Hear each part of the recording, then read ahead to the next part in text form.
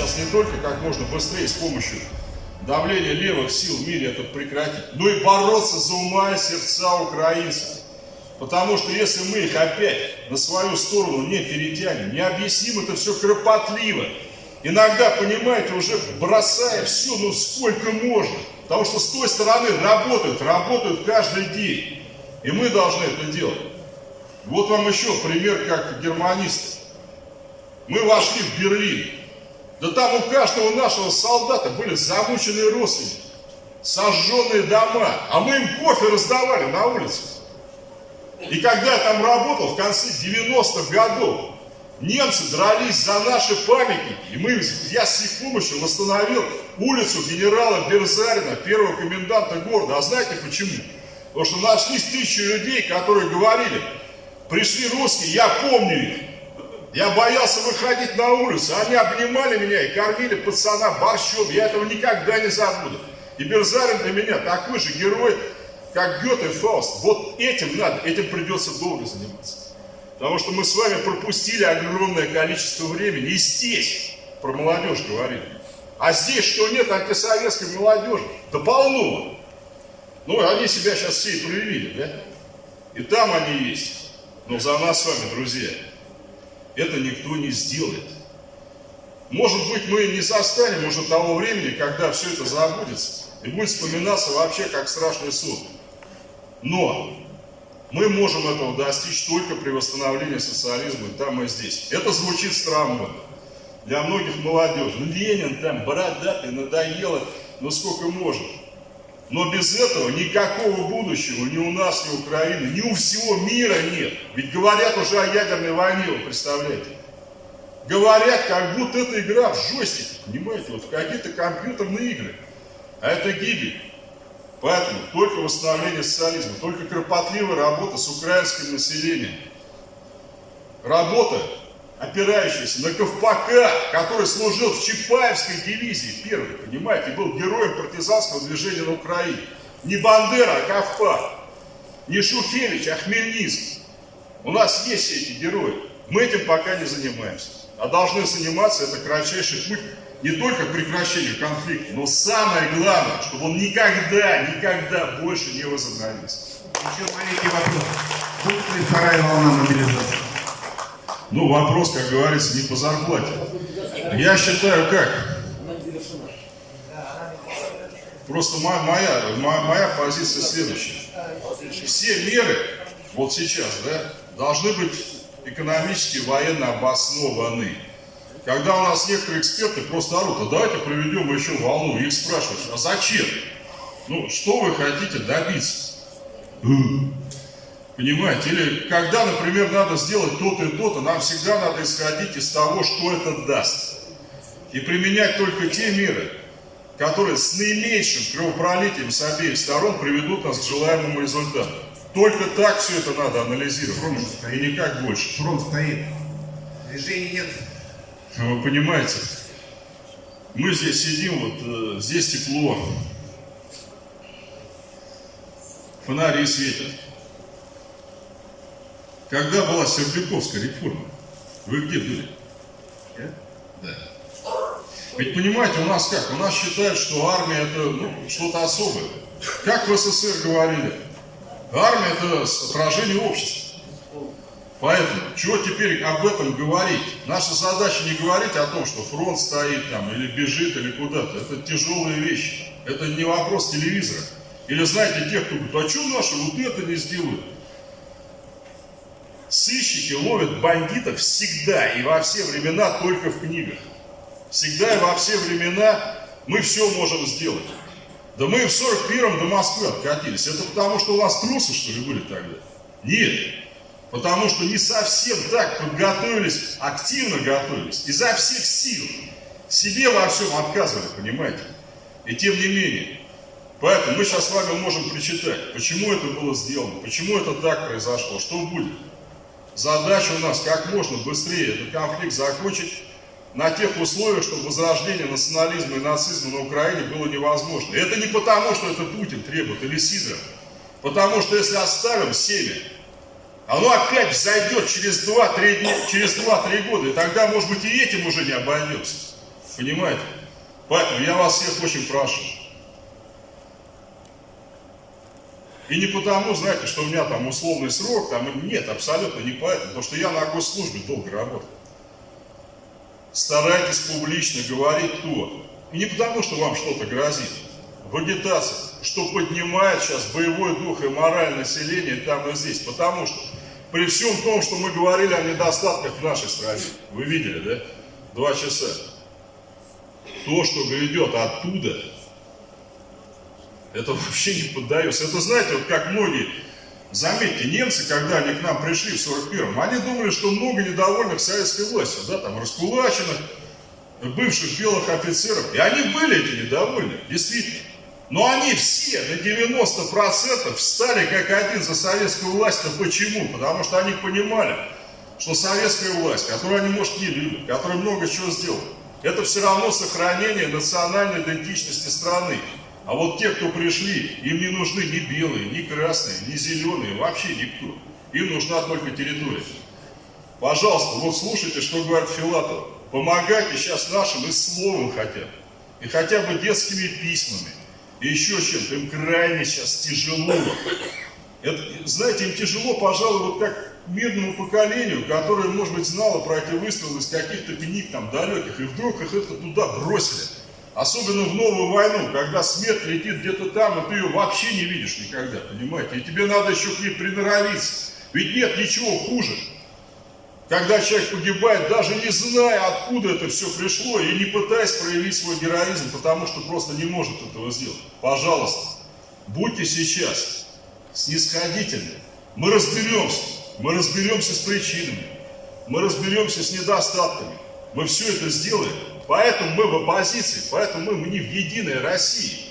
Потому что если бы мы были у власти, я вас уверяю, был бы уже давно Советский Союз в том или ином виде, но без этого всего. Но сейчас вопрос не о том, кто виноват 15-10 лет тому назад. Вопрос о том, сохранимся, победим на выборах и потом сделаем работу над ошибками. Вот это я вам обещаю. Спасибо. Николай Николаевич, не могу вас спросить как дипломата. Один вопрос беспокоит. Можно это было все мирным путем? Так об этом и Путин сказал. Понимаете, вот А он не мог, да? у меня совесть чиста в каком смысле? Вот помните Крым, да? Там ведь, по-моему, вообще один человек только погиб. Вот если мне не изменять память, и то скорее больше там по какому-то, так сказать, недоразумению, да? А заметьте, а почему произошло по-другому? На мой взгляд. Ведь они, население Донбасса, как и крымчане, они сделали референдум. 9 мая, как сейчас помню, 2014 года. Мы не признали. Это ошибка была на самом деле. Потому что тогда еще вот этот режим был не укреплен. У него ничего не было, по большому счету. Если бы мы... А у нас какая была формулировка? Для меня, как дипломата, странная. Мы уважаем волеизъявление Донбасса, но не признаем. Как? А их давили БТРами тогда, помните? Они стояли в огромных очередях в участках. Их давили БТРами. Потом Луганск был обстрелян с воздуха, мама там с ребенком погибла, с коляской, понимаете? Они бомбили свои города. За что? За то, что те хотели высказаться. Ведь если они говорили, весь Донбасс там за Украину, ну дайте им возможность проголосовать. Ну почему Шотландия голосует? И потом, когда вы, Украина, уходили от нас 1 декабря 91-го, что привело к Беловежским соглашениям, потому что Ельцин тогда сказал, я не могу себе представить СССР без Украины. А 1 декабря 91-го они вышли. Но Крым-то не выходил, они против голосовали. Донбасс против голосовал. А по закону СССР тогда о выходе республик получалось как? По закону было написано, если какая-то республика голосует за выход, но части ее за это не голосуют, они остаются. А мы их тогда сдали, понимаете, люди ушли от нас не хотя этого. Это же в Абхазии, в Приднестровье, да в Карабахе, где угодно. То, что мы сейчас с вами наблюдаем, это последствия распада СССР. Еще говорили, ой, как он произошел там быстро, безболезненно. Видите? Это все эти последствия. А здесь вывод простой. Если мы с вами хотим это прекратить, и для того, чтобы это не произошло, ну значит надо восстановить то единство, которое было Сейчас это очень тяжело. Но другого пути у нас нет. Еще маленький вопрос. На днях видела интервью с внуком коменданта Освенцимского года. Он ведет большую общественную работу. С рождения он не знал, чей он внук. Потом стал изучать документы. И вот он наблюдает, и то, что я наблюдала уже только с 18 года, я стала активно об этом говорить в обществе нашем. Идет страшная фашизация. Не знаю, вы, может быть, это не замечаете. И вот он замечает эту фашизацию во всем мире. Философы наши, МГУшные, тоже выступают со стороны фашизма. То есть фашистские идеи проталкивают. Те философы, которые обучают наших детей в МГУ. Вот вы киваете, я вижу. И это раз. И вот он, да, Мари Ле Пен, которую принимали в Кремле, знаете, да, он еще даже греческая организация, там «Золотая звезда», в Питтсбурге, в США, демонстрации, ну и так далее, и так далее. Кому-то это выгодно, если же поддерживают, везде проталкивают по всему. Вот смотрите, здесь кто-то говорит покороче, да? Я согласен, у нас еще время, к сожалению, Вики уже нет, а народ. Я уже об этом говорил, прошу прощения, если кто-то это уже слышал, но это очень важно. У нас сейчас 3 возможных варианта развития событий в самой стране. Первое. Все останется как есть. Второе. Да, придут вот эти люди. У нас очень сильно, действительно, это крайне националистически. Я бы сказал, знаете, такая вот, нам, коммунистам, всегда почему плохо? Потому что мы стараемся апеллировать к разуму людей, да? Там, ну, говорят, вот посмотрите, вот это, вот это, вот это. То есть человеку надо напрягаться. Нацисты, они к разуму никогда не апеллируют. Вот где бы они ни находились, там, я не знаю, в Германии, в 1933-м, на Украине, они апеллируют к эмоциям. Правильно? Мы говорим, виноваты те, кто эксплуатирует. Почему? Вот давайте мы вам сейчас объясним, там, нарисуем цифры. Тут говорят, виноваты евреи, потому что у них нос крючком.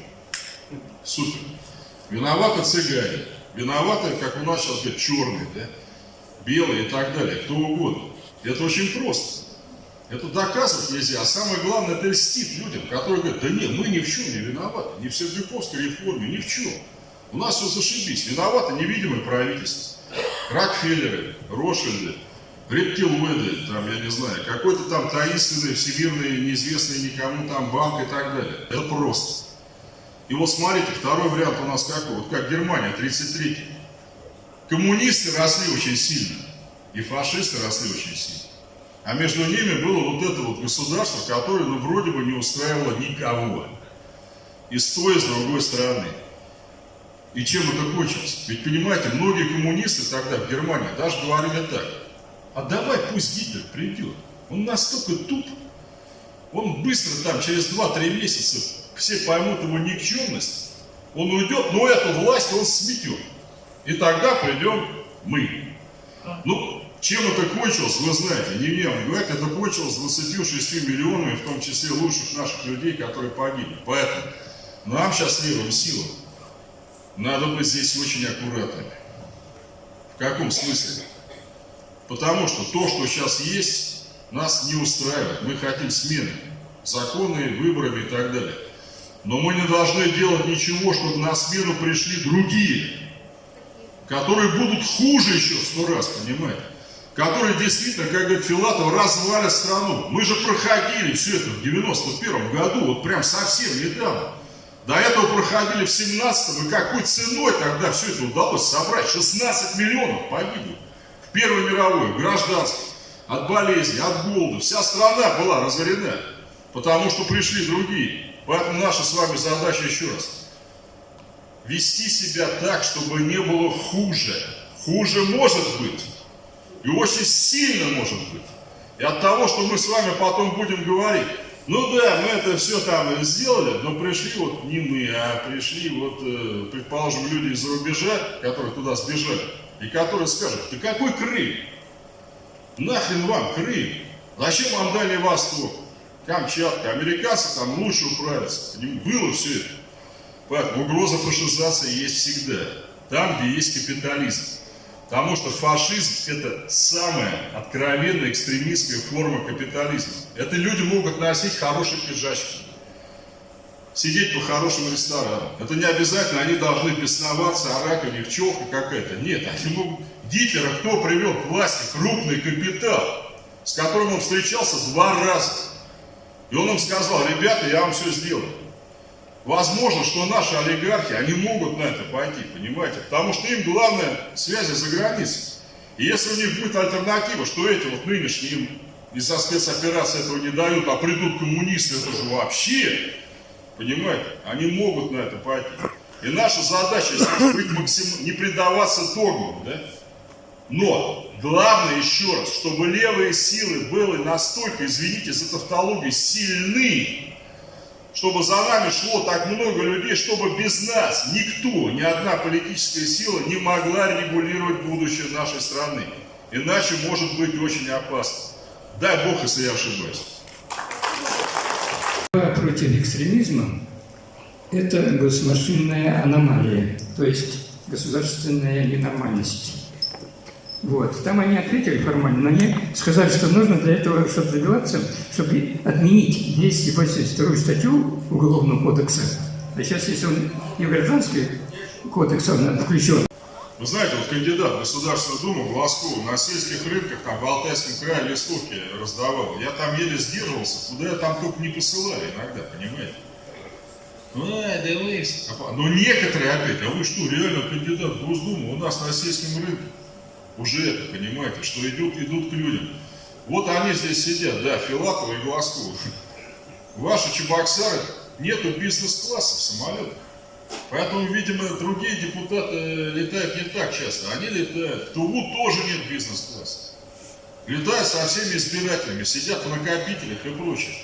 Вот это вот народные избранники-то на самом деле, понимаете? А многие не летают вот именно потому, а что там, ну это с людьми, что ли, сидеть в одном салоне, да ну и так далее. А теперь насчет коммунизма я просто припоминаю, я в Хабаровск, когда приехал, там тоже собрался народ, я там не был никогда. Один товарищ встал и говорит: у меня злободневный вопрос. Только не увиливайте. Когда деньги при коммунизме отменят? Я хочу сказать так, вот смотрите, мы, как вы знаете, выступаем за новый социализм. Это не значит, что мы отрицаем советский, ни в коем случае. Но на новом историческом этапе, который сейчас объективно есть, хотим мы этого или нет, и социализм у нас должен быть другой, чуть-чуть. Сначала при участии мелкого и среднего бизнеса, потому что у нас это люди в основном вытолканные из промышленности, из сельского хозяйства, из разрушенных предприятий, им некуда деваться, они с удовольствием оставались бы инженерами, офицерами, врачами, но их просто выкидывают оттуда. Поэтому, конкретно абсолютно, после победы на выборах сначала у нас будет НЭП, как был в 20-е годы. Лидирующие позиции государства, отмена приватизации в ключевых отраслях, потише, пожалуйста, товарищи, и свобода для мелкого и среднего предпринимательства. Дальше идем, ну чтобы вам просто осязаемо было, да? Идем к Швеции, так называемому скандинавскому социализму. Это когда сфера социальная полностью переходит под контроль государства и становится бесплатной. А вот что касается коммунизма, да, коммунизм это что? Социализм, точнее говоря, это первая стадия коммунизма. Сколько она будет длиться? Зависит от внешнего окружения. Нам ведь помешали его построить реально коммунизм, понимаете? А ведь у нас он почти уже был. У нас был бесплатный проезд фактически, правда ведь, да? Ну что, где-то он был 3 копейки, а где-то, помните, совесть лучший контролер, да, там? Что бросил, то и бросил. Жилье давали бесплатно. Да, с учетом там тяжелой ситуации в стране не сразу, кому-то через 5 лет, кому-то через 10. А на Дальнем Востоке вообще-то и сразу давали, понимаете? То есть у нас была тьма бесплатных социальных благ, которые нам казалось, ну что, бесплатно и бесплатно. А сейчас мы поняли, что мы потеряли. В лице здравоохранения, образования, где вот за это заплати, за то заплати, вот за то заплати. Но в 1983 году, извините, что чуть затянул, Андропов, когда он пришел к власти, он меня, например, студента тогда, он огорошил своей статьей Карл Маркс там, и строительство социализма в СССР. Знаете, что там написал? мы не совсем понимаем общество, которое построили. У нас до сих пор не преодолено отчуждение работающего человека от своего предприятия. Ведь людям что говорили? Это ваш завод. Хозяина нет. Но люди тянули оттуда гвозди, там, я не знаю. Ну, короче, то, что попадалось, грубо говоря, под руку. То есть коммунизм будет возможен только при условии воспитания абсолютно нового человека. Понимаете? Мы пытались это сделать. И я вам должен сказать, мы добились больших успехов в этом. Но как же нам мешали? Американцы сейчас посчитали, что они затратили 21 триллион долларов на подрыв Советского Союза. Это то, что экономика США стоит вообще. Представляете, да? То есть они целую свою экономику потратили, чтобы у нас с вами ничего не вышло. А война, где мы потеряли 45% всего накопленного за всю историю страны богатства. Одних городов 1410 под ноль. Включая Минск, например, да, где, может, пару зданий осталось, которые были там до 41-го. Как же нам мешали, тем не менее, какие успехи у нас были. Мы с вами представляем интересы 90% общества. Выборы в Думу это показали. И мелких, и средних предпринимателей, офисных сотрудников, пенсионеров, всех тех, кто не живет за счет вывоза из страны природных ресурсов и потом, чтобы не уехать туда самим. Побеждаем на выборах, вводим НЭП, продвигаемся к скандинавскому социализму, потом начинаем строить уже развитой социализм. Временной горизонт, еще раз, зависит только от нас. Но знаете, я вам скажу такую вещь, я не рисуюсь. У меня как-то возникал вопрос, вот он самый главный. И мне интересно, что вы думаете. Как вы думаете, что легче? Построить социализм из капитализма, ну как вот в 17 году, или восстановить его там, где он был, и где поколения еще какие-то его помнят. Я больше чем уверен, что второй вариант легче. Почему? Потому что даже вот сейчас, вот Ирина Анатольевна, Анжелика Егоровна, вам что говорят? Они боятся все-таки подрывать до конца социальное завоевание советской власти. Вот почему? Да потому что они знают, что за них 90% населения стоит, которые помнят это. И наша задача эту память хранить, прививать ее молодежи с тем, чтобы нам легче было восстановить социализм на нашей земле. Добрый день. Город Нижний Новгород, Раиса Николаевна Кручинина, движение за новый социализм. Здесь практически вы ответили на эти вопросы, которые нас, наше движение, интересовало. Но сейчас, ввиду происходящей ситуации в нашей стране, это СВО, из наших движений стали идти большие оттоки молодежи. Молодежь – это наше будущее, естественно. У нас практически сохранился тот костяк, те, кто жили в социализме, верят и движутся дальше в этом же направлении. И вот мне хотелось бы узнать, Николай Николаевич, какое вы можете предложить решение для того, чтобы люди к нам приходили, чтобы они у нас оставались? Но с этим у нас идет и работа серьезная, у нас идет продвижение в Ютубе наших роликов, потом в ВК, у нас идет продвижение, также у нас идут серьезные стримы, которые задевают наши темы, злободневные, серьезные, даже когда и пандемия была, школьные моменты такие, да, вот понимаете, вот просто мы тоже давали полный ответ вот на этих стримах, и это практически тоже работа в нашем движении. Но на этот момент у нас просто уходит народ, возможно, они потому что боятся вот этих, последствий каких-либо, серьезных санкций против них, вплоть до того, что штрафы начнут выписывать и так далее, так прочее. Хотелось бы вот узнать, что вы нам можете предложить? Нет, вы, во-первых, не генерализируете, от вас, может быть, уходит. А ячейка в Чебоксарах, она просто прекрасна, понимаете? У них отличные отношения с коммунистической партией. Они вообще все активны, как никто, понимаете? И никто из них не ушел. А насчет молодежи, понимаете, я вообще не понимаю, откуда у вас такие данные. Я уже сказал, что мы в 2 раза увеличили свое представительство в Госдуме. В 2 раза. Вы думаете, это без молодежи было сделано? Нет. А молодежи надо говорить следующее. Ведь понимаете, да, навальновцы, особенно все, они плетут примерно одно, там, совок, это там гаджетов не было, это путешествовать нельзя, там, еще что-то прочее. Зато теперь они все путешествуют. Да еще так вообще, что пятка сверкает. Поэтому, на мой взгляд, молодежи надо говорить одно. Хотите жилье? Попробуйте. Тогда и сейчас. Хотите завести семью с тем, чтобы не надо было на ребенка платить с каждым годом все больше на образование, здравоохранение? Попробуйте. Я вас уверяю, к 30 годам все за нас, все. Убеждать 20-летних, ну, за которых пока папа, мама платят там за ЖКХ там, и прочее, они там, даже не зная, сколько это ЖКХ стоит, и про пенсию, и тоже не то, что это все там не скоро, это никогда не будет. И самое главное, вы-то что, забыли, что в каждом советском городе, какой основной лозунг висел везде? Да, нам это все приятно. Миру мир. То есть социализм – это мир.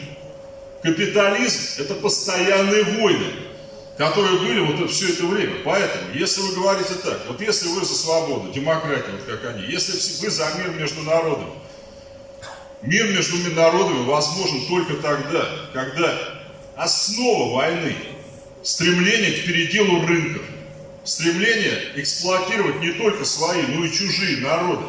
Пока это стремление не будет вырвано, или как в Советском Союзе, пока не будет огромная социалистическая система, на которую еще попробуй сунься. Понимаете, да? Смотрите, скажите им так, молодежи, какое самое спокойное время было в истории нашей страны? Социалистическое. Понимаете, оно даже было скучноватое для молодежи. То, что все было тихо, размеренно, спокойно. Жилье, пожалуйста, образование, пожалуйста, рабочие места требуются. При Сталине наркомами, министрами становились 29-33 года. Вот эта песня «Молодым везде у нас дорога». Рассказывайте об этом. И показывайте, что происходит сейчас. Давайте им альтернативу. Во многом, ведь вы понимаете, вы должны ругать себя. И я должен ругать себя. Если пока к нам, скажем, приходит меньше молодежи, значит, это наша вина. Значит, мы пока до них еще не сумели достучаться. Но опыт думских выборов мне еще раз показывает, когда за нас голосовали абсолютно люди, которые раньше при слове Компартии их вообще трясло. За нас Гаврила Попов голосовал. Ярый антикоммунист, понимаете? Мы его смогли убедить. Почему? А вы знаете, как они рассуждают примерно? Да, мы не любим вас там, но мы хотим, чтобы страна сохранилась. Чтобы все было более-менее, и мы понимаем, что только вы, стабильность в обществе – это мы, мир между народами – это мы, спокойное, скучное будущее для наших детей, без войн, без безработицы, без болезней – это тоже мы. И вы можете сказать молодежи, у вас есть два варианта это понять, на собственных ошибках или на ошибках других. Выбирайте. Спасибо.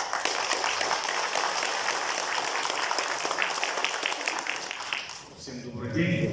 Позывной у меня дядя Юра. Я вот недавно в отпуск приехал в Зонное Слово. Самый актуальный вопрос.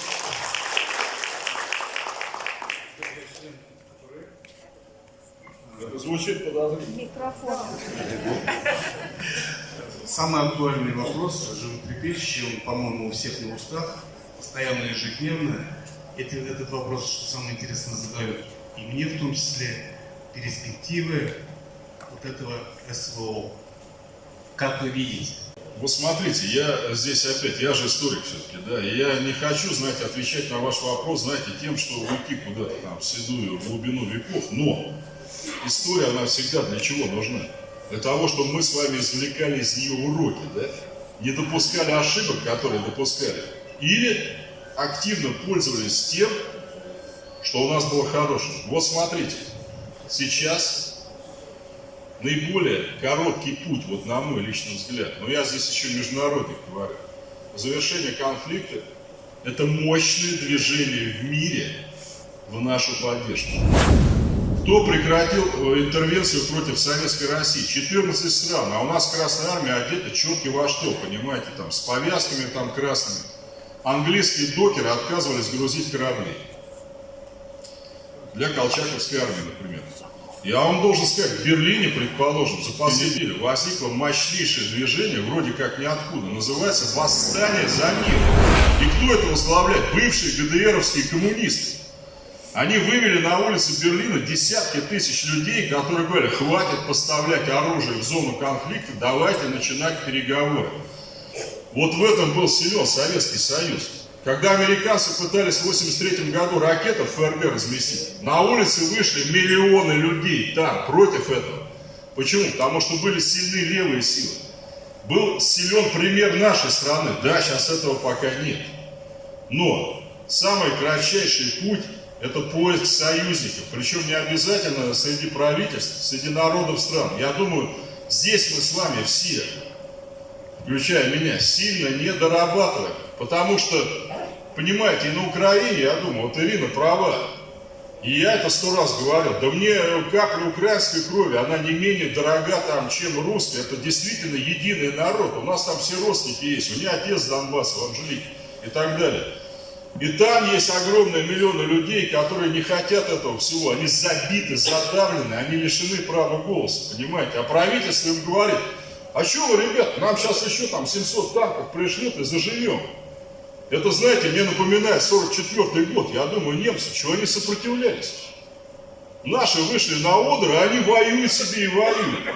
А Гитлер всем рассказывал через осведомителей гестапо, что скоро появится секретное оружие невиданной мощности. И мы в самый последний момент все-таки переломим ситуацию. То есть наша с вами задача сейчас активно работать и на украинской аудитории, и на тех колеблющихся у нас, с тем, чтобы действительно конфликт был как можно быстрее прекращен и начались мирные переговоры. И молодежи, и нашей украинской надо говорить одно: хотите мира? Мир — это единое государство. Потому что всегда, если государства России и Украины будут отдельными, всегда найдутся те там, кто захотят разыграть одних против других. Потому что им там все в радость, понимаете, за океаном, чтобы гибло как можно больше и наших, и украинских людей. Да, мы проспали все это. Мы проспали, когда Бандере давали Героя Украине. Кого это интересовало в нашей стране? Да ну дали, и все. Когда переименовали проспект Ватутина в проспект Шухевича, этого гитлеровского выродка. Вот здесь сначала у них все совершилось, понимаете? Земля, Берлин, да? Это как вот Москва примерно. Пришло 70% населения. Там знаете, какой закон?